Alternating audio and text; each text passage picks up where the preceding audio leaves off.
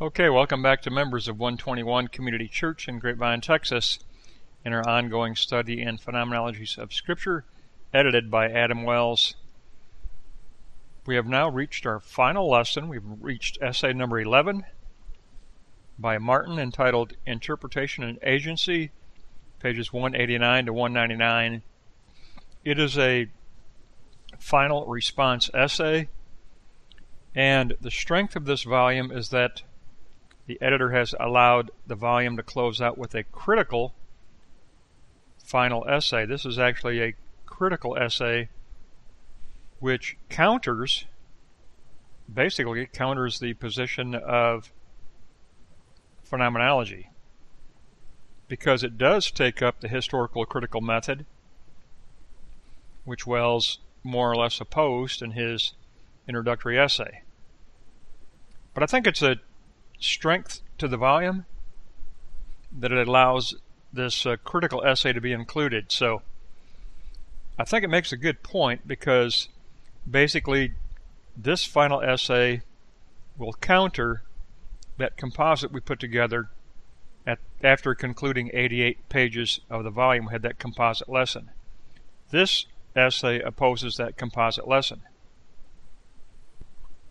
but it opposes it by saying that phenomenology is an interpretation, that anytime we approach the text, we approach it through interpretation. And so we don't get pure givenness of Scripture. And that's the approach here. So it's a valid essay, and I think it strengthens the collection by including this as a final critical essay. But let's take a look at it. In Block 1, we're going to take a look at interpretation and phenomenology. And Martin begins by saying that in the essays, rhetoric masks the agency of the human interpreter.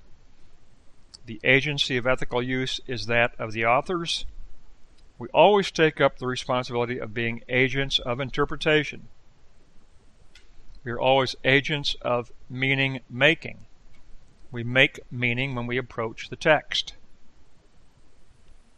We are always interpreters. Even if we take the approach of phenomenology, we are always interpreters. So note 2, do we simply receive meaning from the text?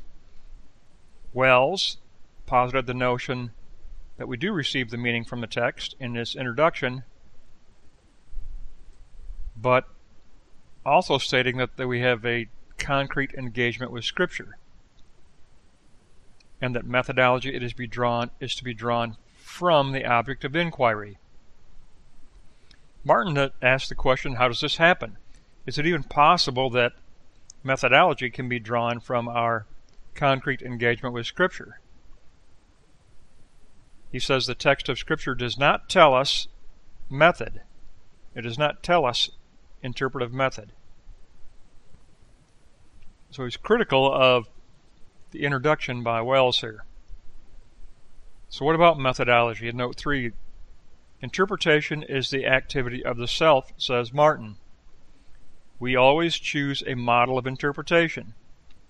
Phenomenology method is supposed to allow Scripture to give itself fully, but objects are constituted as particular objects. They are constituted by experiencing subjects.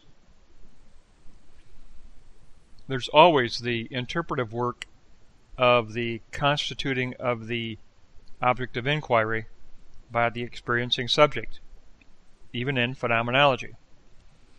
So under this notion of constituted objects, in note 4, texts are always interpreted by the self. Agency belongs with the self, not with the text.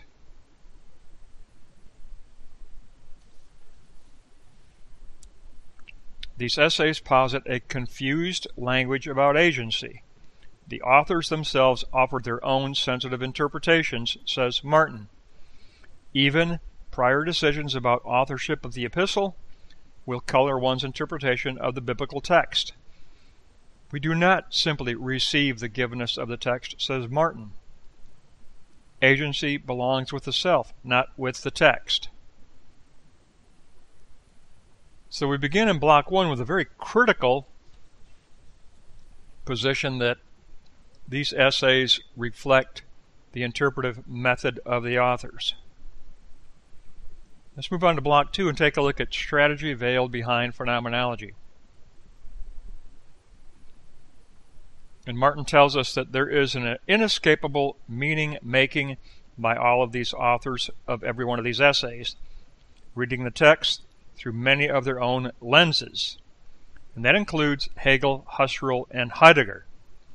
Even the strategy of phenomenology is an interpretive lens. He says that Robin Horner and Jean-Louis Cretin are two authors who do recognize their own activity of agency, knowing that they cannot ignore the role of hermeneutics. So he says there are two exceptions. They also are agents of interpretation, but they recognize that they are agents of interpretation. So Martin looks at the role of hermeneutics in Block 2, Note 2. And he says Horner's key statement is that we cannot see Jesus very well in the scene of John 8, no matter how hard we try. We can only guess at the appearance of Jesus. Then she transitions, says Martin, to imaginative devotional interpretation. The woman caught becomes a reflection of Horner's own interpretive agency. So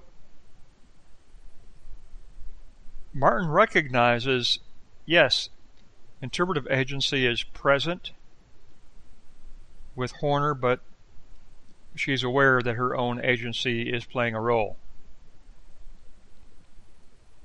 So if we take a look at Block 2, Note 3, Martin concludes by saying that Cretin in Romans 7 recognizes that we always confront the interpretive activities of prior readers of the narrative text. Therefore, surplus of meaning is given a new definition when we consider it in this way, when we consider it as interpretive slant.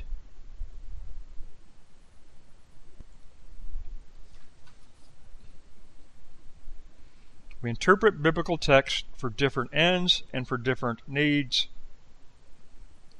And Martin says a very strong tension exists in these essays between the rhetoric of listening to the text and the interpretive agency of the author.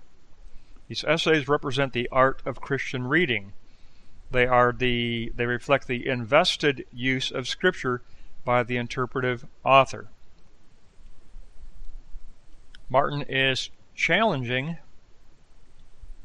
Wells and challenging the introductory comments and challenging the composite phenomenology structure that we outlined after 88 pages by saying that even phenomenology is an interpretive method.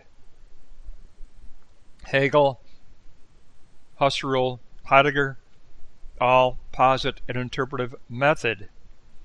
We don't simply receive method from Scripture. We come to Scripture with an interpretive method, even if that method is phenomenology. So the final essay is a critical essay from the historical critical perspective, which challenges Wells, which challenges my own composite that I drew after 88 pages by saying that phenomenology is interpretive method. We never receive pure givenness of text, according to Martin. We do not receive methodology from givenness of text. We bring methodology to the text, even if that methodology is phenomenology. Even if it is the theological turn of phenomenology, we are bringing interpretive method. So I put together a little summary, Block 3, that will challenge. It's a critical look at viewing the essays from the historical critical perspective. So as we look at Block 3, number 1, bracket the strategy of Hegel, Husserl, and Heidegger must be bracketed if that is even possible, says Martin. He doesn't really believe it is possible because we bring it to the Scripture as a priori methodology. Now, textual presentation, must be without prior interpretive methods. Again, he goes to the Romans 7 essay there, where the author definitely did consider the prior interpretive methods. But that must be negated, says Martin. Constituting phenomenal object means there's always a constituted object of inquiry by the self. Always. Interpretive agency is always present when constituting phenomenal object. We always constitute the object of inquiry. So you can see the direction of this summary here. It's a critical position. Now block 4, defining the eidos idea. That becomes more the art of imagination than the work of reason. Martin says that's more imaginative than it is rational. It is more imaginative and art. World constituting activity always includes the invested interpretation of the author confronting the text. World constituting activity has with it the lenses or the filters through which the author is working. And world constructing activity is done through the filter of these interpretive lenses. Therefore, for Martin, praxis is always the art of Christian action and reflection based on the ends that are being posited by the author and by the needs being posited. They guide our praxis. It's always motivated by very practical interpretation. So yes, we can consider this critique through the 6 moments of phenomenology, but they are all critical of the traditional phenomenology position. Martin takes up the perspective of historical critical method and criticizes Wells' introductory essay and criticizes a phenomenology that says that it gains method from the givenness of Scripture. Martin says this is impossible. Therefore, even the phenomenology method of Hegel or of Husserl or of Heidegger, those are interpretive filters, interpretive strategies that we bring to Scripture prior to our engagement with what we call the givenness of Scripture, even if it is Hegel or Husserl or Heidegger, because they posited an interpretive phenomenology method. All 3 of them. So, right away, Martin tells us we have to bracket phenomenology method. We have to bracket Hegel. We have to bracket Husserl. We have to bracket Heidegger. So he begins with a very foundational bracketing. And then you cannot go to the text with this is the interpretive method that's been taken up by so-and-so. This is the interpretive method that's been taken up by so-and-so, as was done in the essay on Romans 7. Martin says, no, that's not allowing textual presentation. And then 3, we always constitute the object of inquiry. Agency plays a role 100% of the time. Interpretive agency is always present in the constituting even of a phenomenal object. So the work of theology within the theological turn of phenomenology really is the work of imagination, not reason. It's imaginative interpretation, says Martin. It's invested interpretation through the colored filters of the strategy we carry to Scripture. He says every essay reflects this methodology, and 2 of the authors did recognize their own agency, but all the essays reflect human agency. So the title of his essay gives the position of the historical critical method. All Scripture interpretation passes through interpretive agency. Interpretive agency precedes the givenness of Scripture. That is the position by Martin. So I definitely, even though this opposes my own composite I formed after 88 pages, Martin says he's only saying that that's a method, of interpretation. It's not something just given. And so even the composite that I formed after 88 pages, that is a method of interpretation.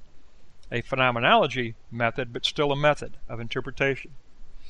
So I think it gives credit to the whole volume to close out with a critical essay from the historical critical point of view. And regardless of my own position, I have to respect the fact that this critical essay was allowed, and it does give us something to think about. So that's going to wrap up the final critical essay by Martin, entitled Interpretation and Agency, and that'll wrap up the entire study, and we will enter into discussion as to our next project the next time we meet.